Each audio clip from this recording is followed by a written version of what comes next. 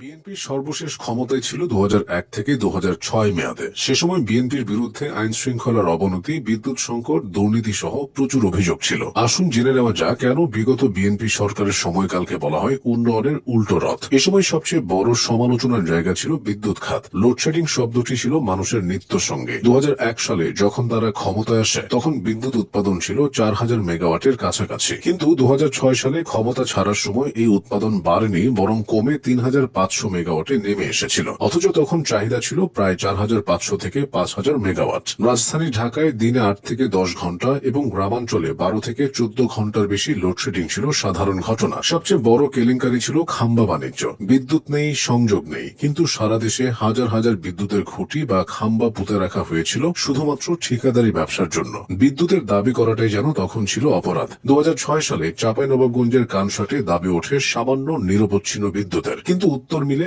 পুলিশের হাতে প্রাণ হারান প্রায় 20 জন সাধারণ মানুষ। শেষ দিতে না পেরে কৃষকের কান্না আর জেনারেটরের শব্দে ঢাকা পড়েছিল উন্নয়নের সব বুলি। আইন শৃঙ্খলা তখন জিম্মি এক অদৃশ্য শক্তির হাতে। বাগমারা থেকে নাটোর, উত্তরাঞ্চল জুড়ে ত্রাসের রাজত্ব কায়েম করেছিল জেএমবি। উত্তরবঙ্গে জেএমবি নেতা বাংলা ভাই এবং শায়ক আব্দুর রহমানের নেতৃত্বে প্রকাশ্যে মানুষ নির্যাতন চালানো হতো। বাংলা ভাই নামের এই মূর্ত আতঙ্ক তখন প্রকাশ্যে মানুষ করে গাছে ঝুলিয়ে রাখত, আর প্রশাসন ছিল নীরব দর্শক। অভিযোগ আছে তৎকালীন সরকারের মন্ত্রীদের মদতেই এই বিষবৃক্ষ মহিরুহ হয়ে উঠেছিল। 17 আগস্ট 2005 সালে বাংলাদেশের ইতিহাসে এক নজিরবিহীন দিন। মুন্সিগঞ্জ ছাড়া দেশের 63টি জেলায় একযোগে প্রায় 500টি বিস্ফোরণ ঘটায় জঙ্গিরা। মাত্র 30 মিনিটের ব্যবধানে কেঁপে ওঠে পুরো দেশ। এ কি নিছক দুর্ঘটনা, নাকি রাষ্ট্রযন্ত্রের ছত্রছায়ায় বেড়ে ওঠা এক ভয়াবহ অশুভ সৃষ্টি, তা নিয়ে প্রশ্ন ওঠে। উন্নয়ন প্রকল্প মানেই ছিল কমিশনের ভাগ বাটোয়ারা, আর এই সবকিছুর কেন্দ্রবিন্দু ছিল বনানীর হাওয়া ভবন। ক্ষমতার সমান্তরাল এক সরকার।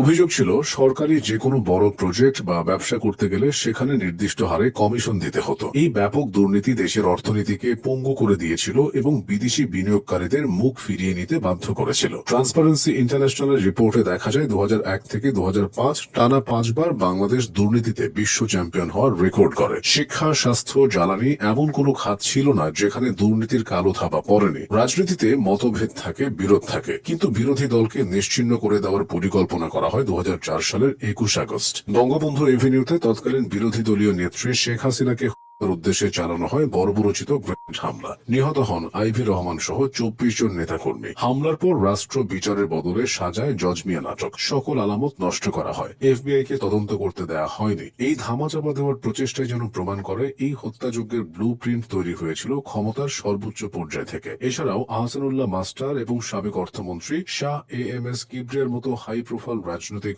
কাণ্ডগুলো প্রমাণ করেছিল যে সাধারণ মানুষের নিরাপত্তা তো দূরের কথা, ভিআইপিদের জীবনও তখন নিরাপদ ছিল না। আজকের বাংলাদেশ হয়তো সব সমস্যার ঊর্ধ্বে নয়, কিন্তু সেই অন্ধকার সময় আর আজকের বাস্তবতার ব্যবধান অনেক। ইতিহাস কেবল অতীতের গল্প নয়, এটি ভবিষ্যতের দর্পণ। 2001 থেকে 2006 সালের সেই ক্ষত বিক্ষত দিনগুলো মনে করিয়ে দেয় ভুল রাজনীতির মাসুল দিতে হয় পুরো জাতিকে।